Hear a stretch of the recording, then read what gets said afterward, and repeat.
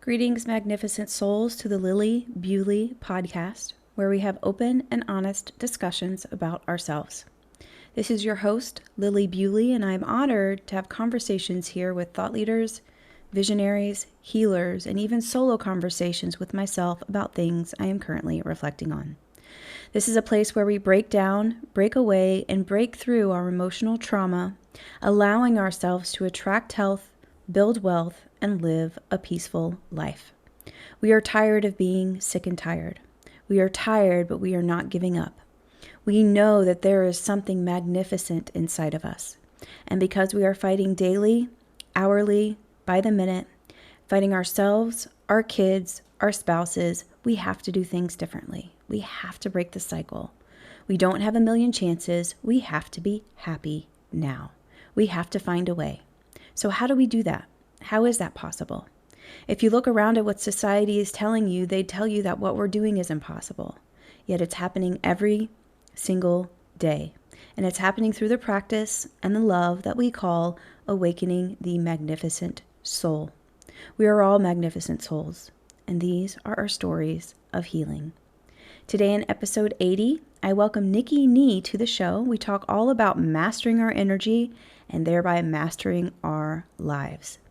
And don't forget to let me know your thoughts about this episode or anything you would like me to cover on future podcasts at epiphanyvault.com. Remember, it is a safe place, and I would welcome the discussion. Also, a request, if you are enjoying the show, please rate and share so we can get the word out to more and more people who want to heal and want to better themselves. And now on to the show. My guest today, Nikki Nie, is a 500-hour registered yoga and meditation teacher. She uses the system of Tantric Hatha Yoga to facilitate spaces for others to master their energy and ultimately their life.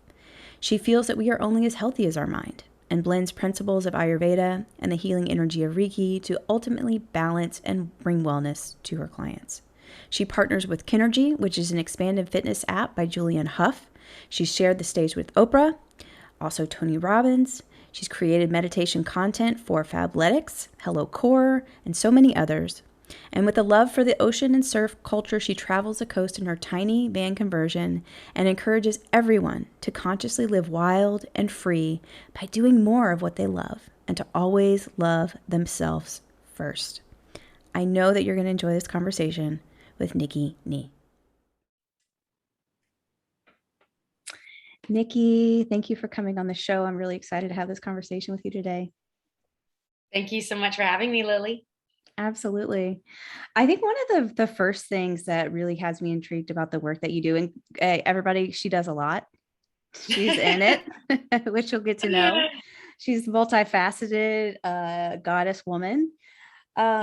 Is the Tantric, how do you pronounce it? Tantric Hatha Yoga? Hatha. Yeah, Hatha. Mm-hmm. What is this? What is this that we speak of? Yeah. So I'm glad that you asked that because I feel like there's a lot of mystery behind the word Tantra and a lot of misconception around it as well. I think most of us in the West hear the word Tantra and immediately our mind goes to some type of sexual practice. And when I think of Tantra and the way that I study it and the way that I teach it is much more about energy. And so everything is energy, sex too. But, you know, we like to just like find the interesting bits of things and maybe hold on to that. So to demystify it, Tantra is the one definition is the science of energy management. So in the way that I'm teaching yoga is a way to manipulate your energy.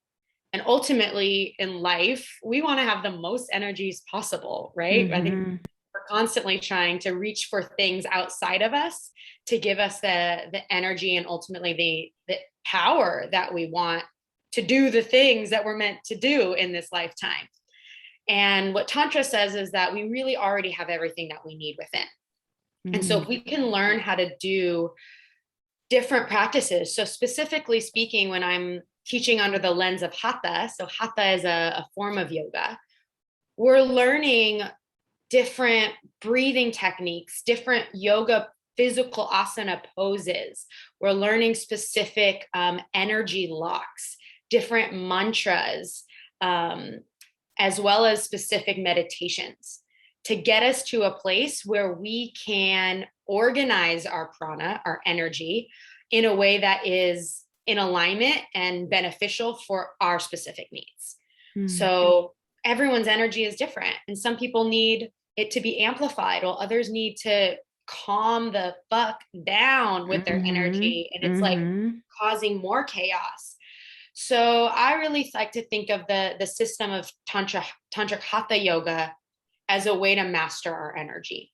And the system of Hatha, the word Hatha means sun and moon, or masculine or feminine, above and below. And so we're looking at clearing these two energetic channels in our body without going like too deep.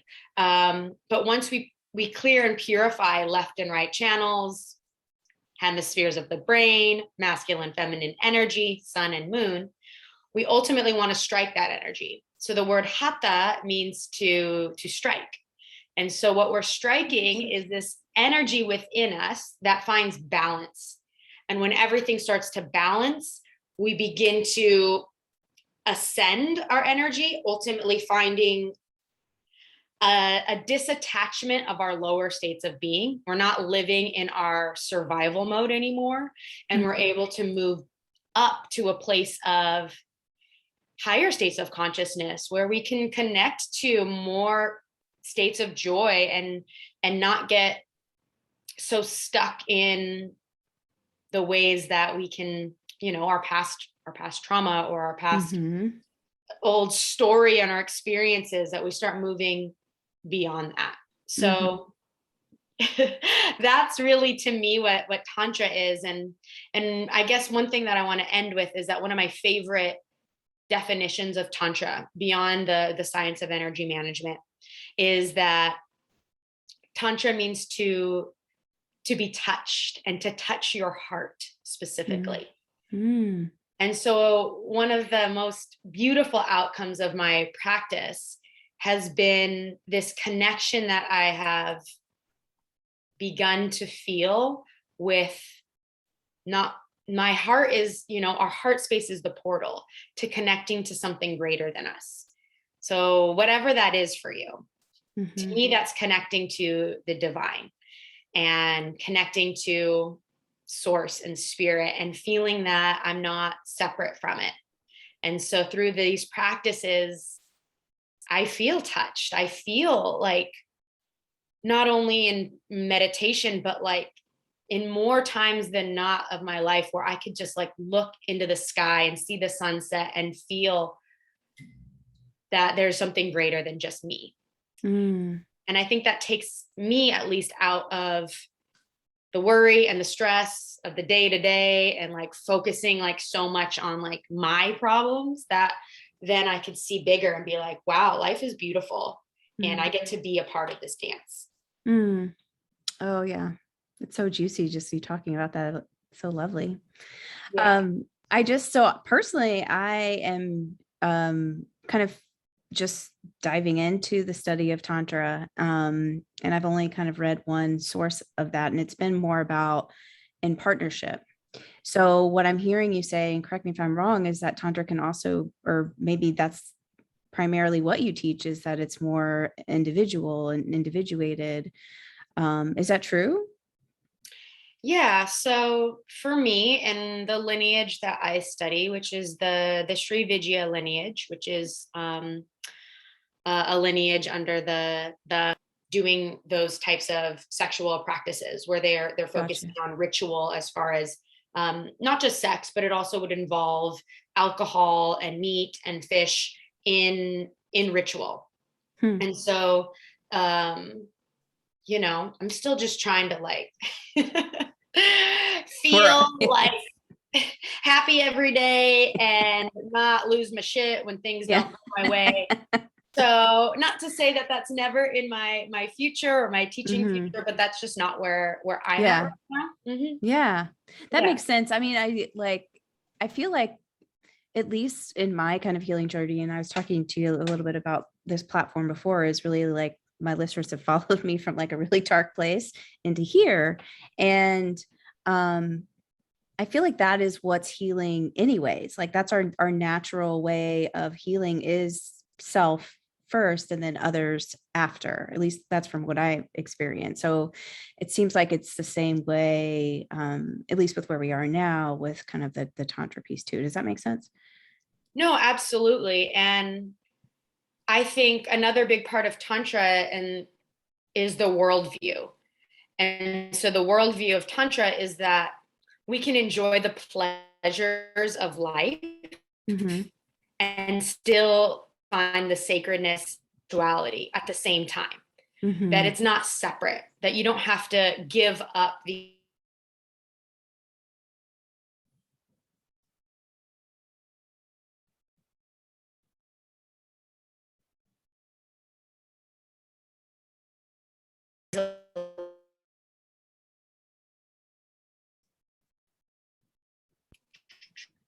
Are you there?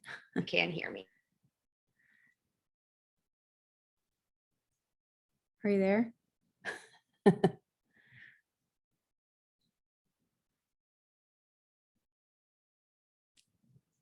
You're onto something good.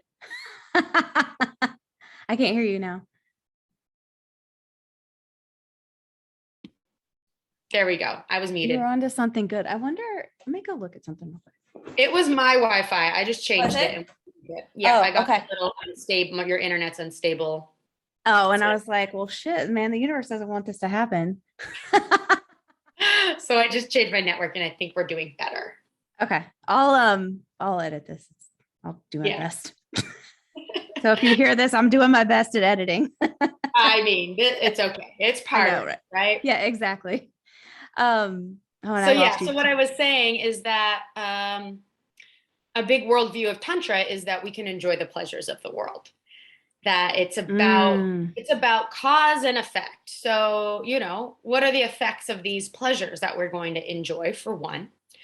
And two is that the more that we purify ourselves, get super powerful, get our energy really clear and our mind super calm, that is going to make everything more enjoyable and exciting. So sex is part of that too. And so if we are having blockages around sex and intimacy, if we don't deal with our own stuff, we're going to have issues with our partner.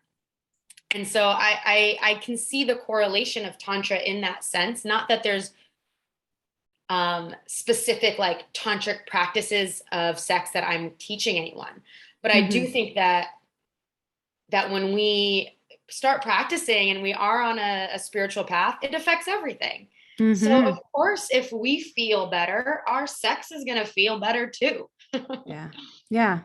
And that pleasure piece, I always say that like joy is the forgotten emotion. And, you know, I feel like it's kind of the same wavelength as pleasure as well. It's because we do get blocked. And I love what you're talking about with energy, because it's probably not something I would have ever thought of maybe 2 or 3 years ago, of like, oh, it's like I'm feeling, you know, blocked in my heart space or blocked at my root, or, you know, whatever it is. What have you seen blocks energy, but and the flow of energy, being present moment, enjoying the pleasure, all that good stuff? What have you seen that kind of blocks that? Oh my gosh, so many things. But what I think it always comes back to is that it's something that we're doing ourselves, like knowingly, usually. Because of, I think it ultimately moves down to fear. And when we are living in fear because of something that has happened in the past, then we start to not allow ourselves to enjoy all of the things that are there for us. So I think a main thing that we can start to do that's pretty easy and pretty tangible as far as our energy is starting to do a little bit of breath work every day. And it doesn't have to be super intense. It shouldn't really be. But I think that's the one thing that is like free, that we all have access to our breath, that we don't have to like start to figure out like what diet I should be doing and what I should be eating or all of the workouts I need to be doing. I need to sit in meditation for this many hours. I think if we all just regulate our breath more often, more consistently, that will start to have a immediate effect on how we're feeling and the way that the quality of our energy is. So that could be as simple as taking 3 cleansing breaths every morning. So that's something I teach to most all of my students. In Tantra, we call this breath Mukha Bhastrika, and it's just a forceful breath. I'll teach it to you all right now if that's. Yeah, absolutely. Yeah. Thank you.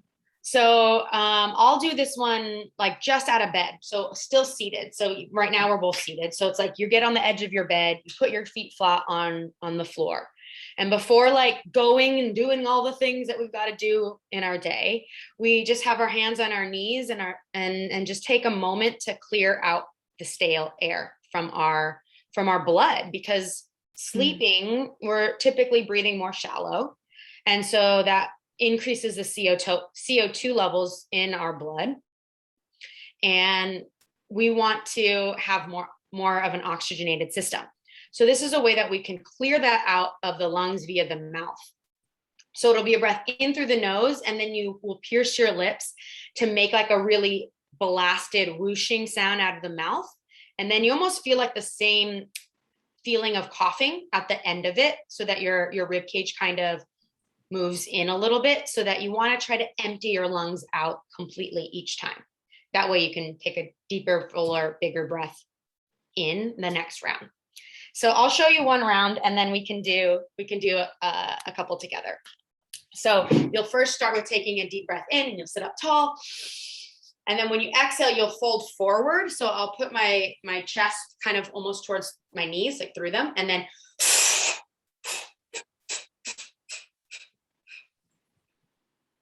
until I'm empty.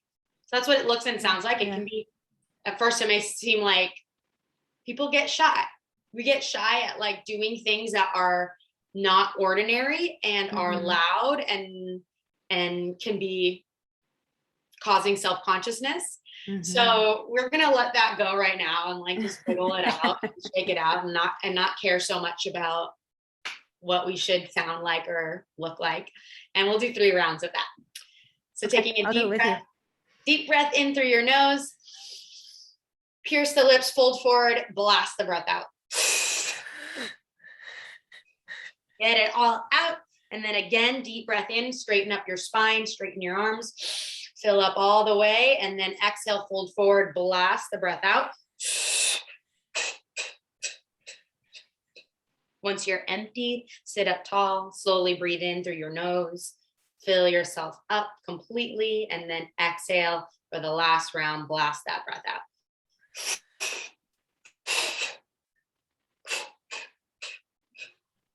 And then it's important to take a moment right after, just sit up tall, maybe close your eyes and notice what you feel. Maybe even it's a little lightheadedness at first, because it's this rush of oxygen to our brain, to all our bodily functions. Sometimes we start to feel this clarity in our mind or in our thoughts. Or right now, I kind of feel like a little vibratory quality through my skin, through the fingertips, as you just bring a more enlivened energy to your system. And then when you're ready, you can just blink your eyes open and start to come back in. And that was nice. It made me kind of want to like stretch. I don't know what that was, but it made me just kind of want to like expand. I don't know. Yeah, you just took in more. Yeah. So you feel like you want to be bigger, take up more space. Yeah. You know what's funny about breath with me is that I realized, and this I feel like has to do with some past trauma stuff, is that I hold my breath. Like out is easy for me, but like in is hard. And so what I've realized is I think it's a couple things, and this could go a totally different way. So you let me know if you want to come back to, wherever wherever you want to go. But I think it's societal in a way of like women, like for me, like we have to keep in our stomachs, we have to be skinny. There's that piece that I've recognized. And then also the other piece is taking up space.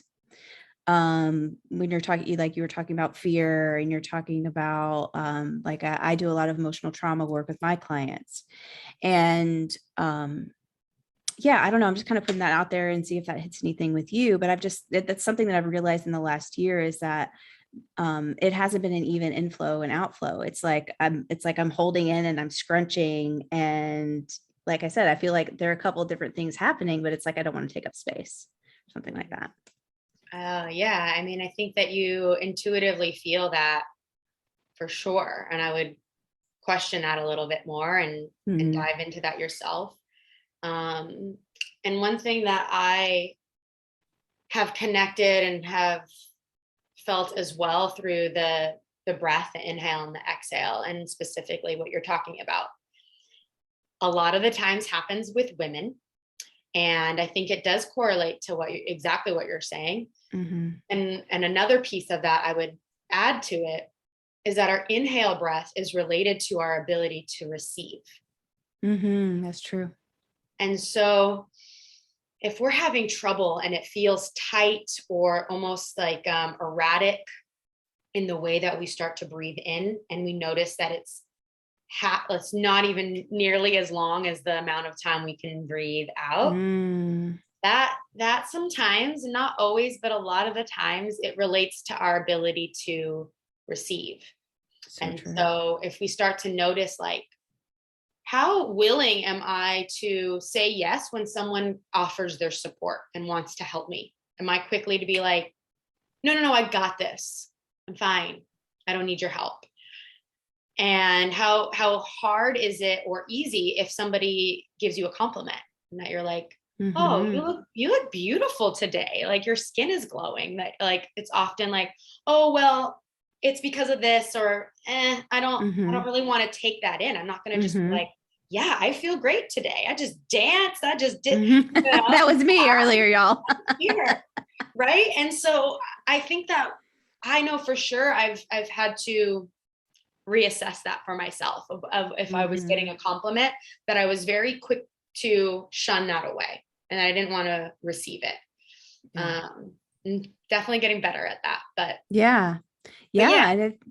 that's such a great point too. And I think part of my teachings, I think, will probably lead into the masculine and feminine dynamic, all that good juicy stuff. And that is kind of lines up exactly with that, is that, and again, like personal healing journey, at least for me, is that I've learned how to receive and like just be like, yeah, fuck yeah, I look good, or like, yeah, this, it feels good, and just let it happen in a safe way, of course, y'all. But yeah. And we also want to see, like, our inhale relates a little bit more to our chest, and in that space there's like specific practices that we can do in the Tantric Hatha Yoga tradition that will help us to receive more. So if you notice, like, oh, I'm cool on the exhale, that's something that I know, that maybe you specifically notice that you're okay with. Maybe that's like relating to your ability to let go. Okay, that means I'm pretty good at not having to hold on and grip onto attachments. I can kind of let go, forgive with ease. So I would, for you, it's like, I would recommend you doing like a back bending practice and like some lateral stretches through the spine so that you start to open up. So you start to take up more space. And then that helps to, not on a physical level, that you're opening up that area so that your breath can become more expansive and you can focus on your inhale. And then that relates to an energy that moves things in and up so that we can take in life, that we can receive, that we can feel worthy. And then it relates to our fourth chakra of the heart on a hatha. And where are we feeling blocked in giving and receiving love and compassion? And so, that it all layers upon each other. And it could be something that's simple, that's like inspires you to want to commit to a daily practice. And I really encourage everyone to have something that they do every day. And whether that comes from the yoga tradition or not, that gives you that reservoir of consistency and of self-trust and self-love ultimately. Totally. Yeah. And I love that what you're saying about the ritual aspects, because like what I've realized is that like not all the time, y'all, like obviously like I like to binge Netflix and give myself rest, of course, but I have so many daily rituals now and it's so fulfilling. And they don't exhaust me. They used to exhaust me because I felt like it was stuff that I had to do.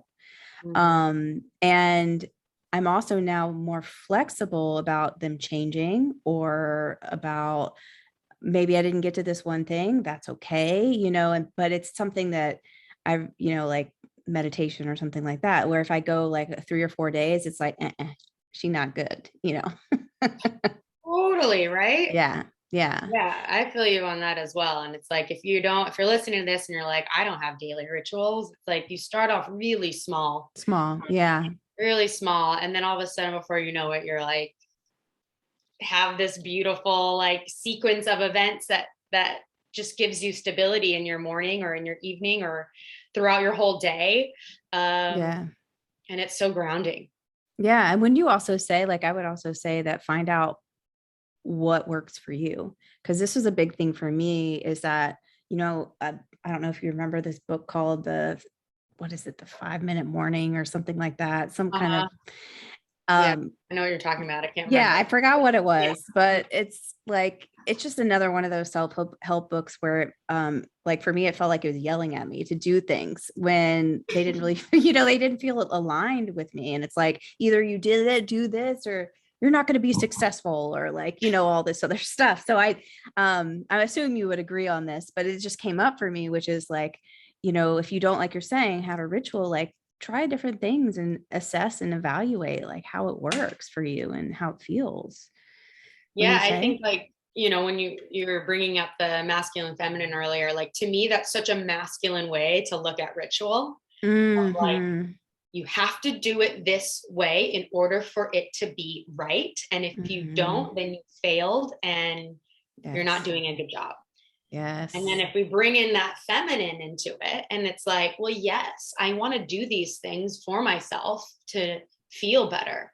And so I'm doing them in a nurturing, loving way. And I am fluid with how I'm going to find them to work into my schedule every day, because some mornings I'm taking care of kids and I'm just not able to do exactly what I wanted to do. And being able to be gentle with yourself, that your routine is a little bit different every day, or I think it's really, really nice to have some of that feminine energy with ritual, because it should be ritualistic and sacred, and something that we do with like such love and devotion. And then when we put that like regiment behind it, it starts to feel icky, and then we're like even more resistant to it.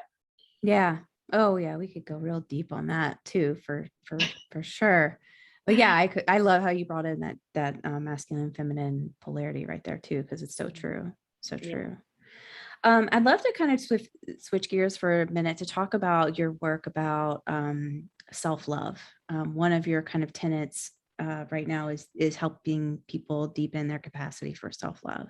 Yeah. Can you give us a little bit of idea what that means to you? I'd also love to hear about what self-love means to you as well, because this is a project that I'm working on too. So yeah, I'd love to hear about it. I mean, I think ultimately self-love is knowing that you are worthy of all of the dreams and the desires and the things that you want in life, and being able to take ownership of that and to act in a way that is for you. So I guess where that mostly came from for me, of like discovering this pathway to self-love, is, growing up in my 20s, I was a professional dancer. And so living in LA, dancing professionally, and for the most part being single. So it means that I was like dating a lot, that I was going on auditions a lot, and all of these things really questioned my self-worth. And so it was like, if I was booked on a job and dating someone that liked me back, then that made me feel loved and worthy of that, validated, right? And when somebody didn't really like me or wasn't treating me how I felt I should be treated, and when I wasn't booking jobs and I was like constantly getting said no to, I felt like a huge sense of lack, and that I wasn't good enough, and that it was completely reliant on external circumstances. And so the greatest gift that my first yoga teacher training gave me was a connection to myself and to knowing who I was in different ways, and doing things that opened me up to discover myself more and more. And by doing that, by the end of my training, I felt like the biggest thing that I had taken away was that, not that I could teach a yoga class to people, because that was like secondary to me traveling to Bali and being there for 7 weeks. It was that I had fallen in love with myself at the end of that. And that I no longer was going to, and it's not like it changed in an instant, but it was like that decision at that time was like, I'm no longer going to rely and search for other people or other things to make me know that I am worthy. And it just brought so much change to everything that I was doing and speaking up. It came a lot from my voice, like being able to speak up for myself and say what I wanted to say, and to stop things that were not right, and to change course. And so I think a lot of the times we just feel like, oh, self-love means that you're going to get a massage once a week or take a bath. And yeah, that's part of it for sure. But I think it just goes with at every moment that you're honoring yourself. So whether that is, saying no to a social gathering because that's going to feel draining to you, or whether that's cooking a meal that's going to really nourish you and make you feel like just good about yourself, or doing a workout that makes you feel more alive, or going on a vacation. Like, it can be so many things that are in the practice of self-love. But I really think it's just the simplicity of being with yourself and knowing who you are, and just no longer getting swayed from your truth. Oh my gosh. All of what you're saying is like hitting me directly in my heart. Thank you for sharing that. Because it's so true. And I think that, one of the things we started here talking about here in this space was codependency, which is like so others focused, right? So others focused. And like in my development, very similar in a way, I think for you and probably a lot of people that are listening, is that everything that validated me was outside of me. Everything, like job, straight A's, sports, what have you. And I like to say that my love tank would get filled for a little bit, but then it would go dry because it had a hole in it. But yeah, exactly what you're saying. It's like this, there's so many things, like a capacity to be self-expressed, self-honoring, and even, I feel like even like you're saying, making the decision of trying to discover what self-love is for you is an act of self-love. Do you know what I mean? Yeah. Yeah. Because you see a lot, like one of the biggest things for me with self-love is just seeing, like Instagram is like a highlight reel, or like you see all these things and you don't get the whole story. And then you start to compare yourself to people, and like what works for them may not work for you. And like, I don't know, all this stuff, but yeah, just so good. Yeah. And it's so interesting that I'm putting it all together now, and codependency is a is a sign of being like really weak in your heart chakra. Mm-hmm. And so, that correlates to that deep breath in and finding an inhalation. And so it's like all things that, it all comes back to that, and it all comes back to self-love as well. And so, I can see why you're so interested specifically right now in those things. Like it all kind of makes sense of like where you were and where you're at now. Mm-hmm. Yeah, totally. Yeah. So do you have any practices about self-love? I know you were so gracious in taking us through that beautiful breathwork short session there. I mean, I'm just opening it up. We didn't really talk about this before, but anything come to mind about how do we figure out our self-love and what does it mean to us? Yeah. I mean, I'm trying to think of like one little nugget that I can because I did do a 28-day course in February that was called Life Lessons. And so LYF, Love Yourself First, was a course that I did just for women, and that I will do again probably around the same time next year. And I would say like one thing that we can start doing, I think that's really easy, is being able to take even just ourselves in, to receive ourselves. And that can be just as simple as looking in the mirror, just staring at yourself, and starting, kind of from like maybe the distance that we are from our cameras, and then just like getting zoomed in more and more. And then the whole time doing your best to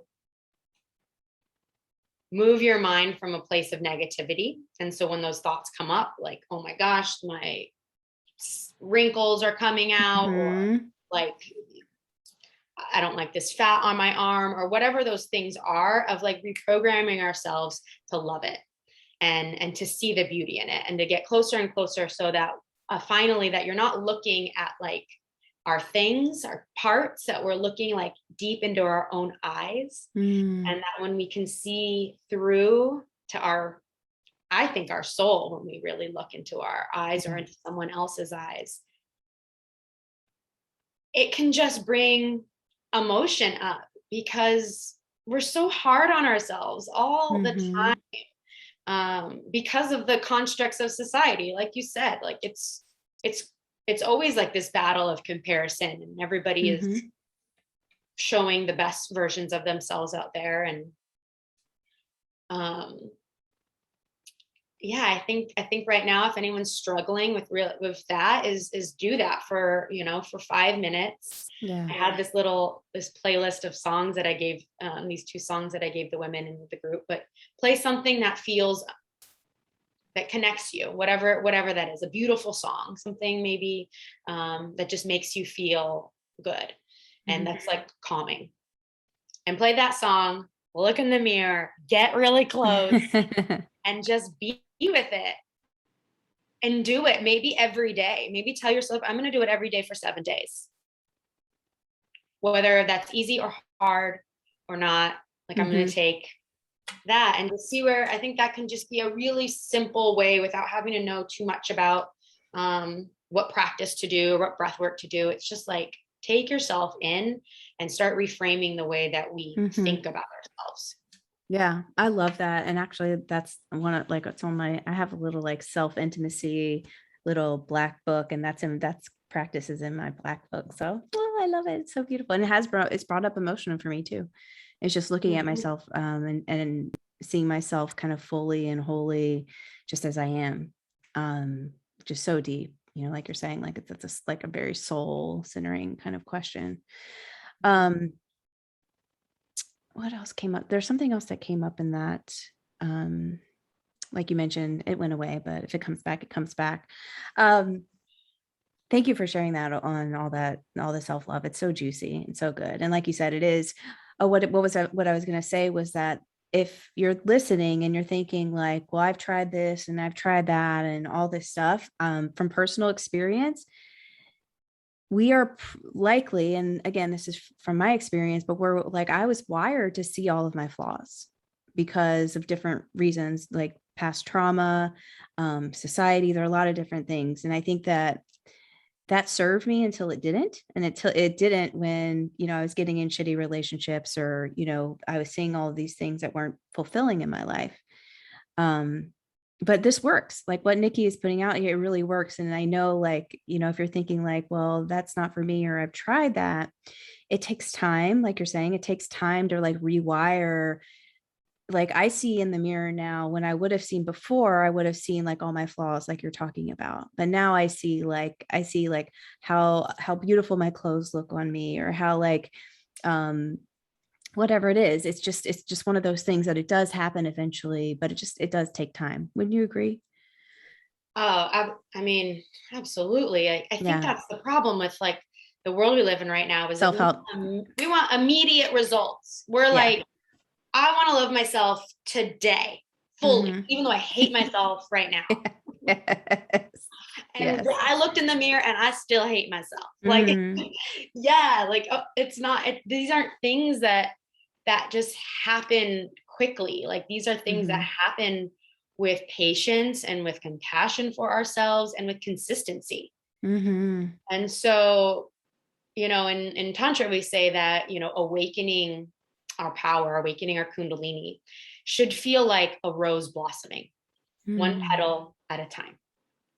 And so if it was to happen in a way that was like really aggressive, I don't think that lends itself to it, for one, being sustainable or having longevity. And so I would just say to anyone out there that's like struggling right now with that is find what works for you, what doesn't feel difficult, what feels like a little like rubbing your edges. It's a little uncomfortable. Um, Yes. but that's going to look a little different for everyone, and it's going to be really, really hard for us to live out our divine purpose in life if we hate the bodies we live Mm. Wow. That's a quote right there. in. Oh, So it's so yeah, beautiful. so we just got to find it. We got to find what makes us feel beautiful and just go with that and not worry about what anyone else is doing. Mm-hmm.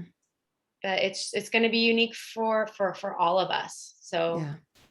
yeah, if you feel beautiful by buying a nice, blouse, or getting your Mm-hmm. nails done, or getting your hair done, like cool. But if you're like, oh, I feel beautiful when I'm learn something new, reading a book or playing an Mm-hmm. instrument, or just like sitting out in front of the ocean and like feeling the salt Mm-hmm. on my skin and the sand in my toes, that makes me feel beautiful.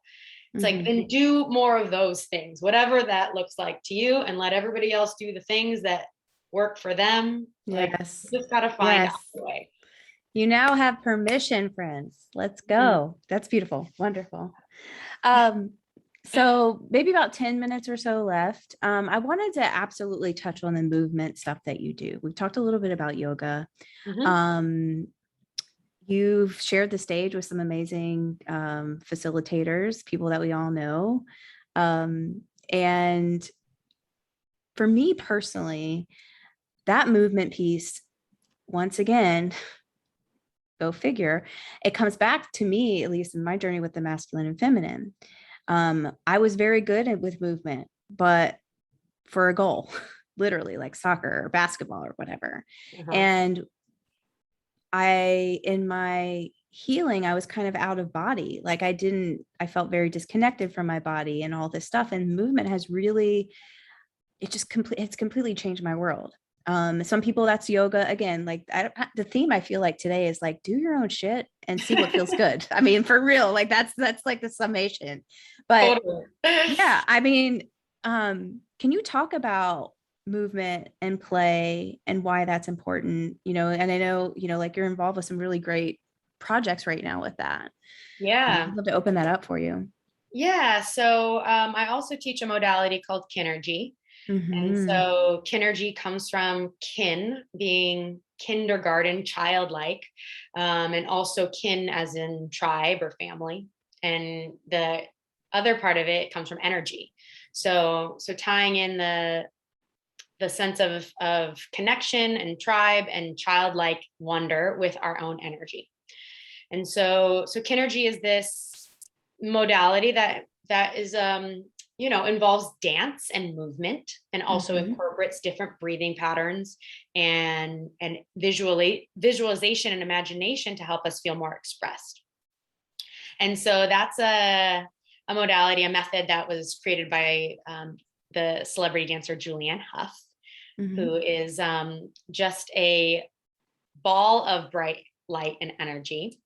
And she has created this method that uses the nature of our elements that we live in, the earth and fire and water and air and ether, and helps us to move our bodies in a way that is freeing, right?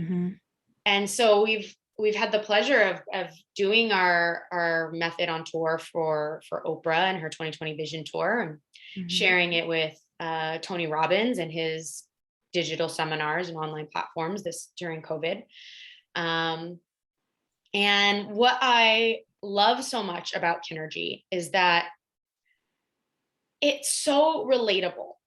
And I think that not everyone is going to be called to like go really deep in Tantra, or want to adopt some of these, like, I use a lot of Ayurveda in my practices. So like adopting some of these Ayurvedic practices, sometimes that doesn't always feel in alignment with everybody. And I think that what is so great about KINRGY is that it's really, really just attainable. It's like we were all born to dance. Like at some point, it doesn't matter if you ever took it up as a hobby or profession. You see little babies and they're just like, hear a beat, and they're moving around. Like it's just in our DNA to want to move. And I just find that it can just bring so much up for ourselves to connect again in that way.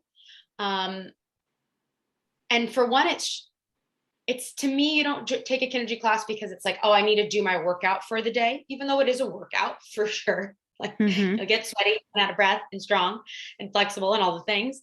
But I really think that people do it, myself included, because it's fun. Like it's something that feels like you feel joy when you start to like dance and express yourself. And the movements are really simple and really repetitive.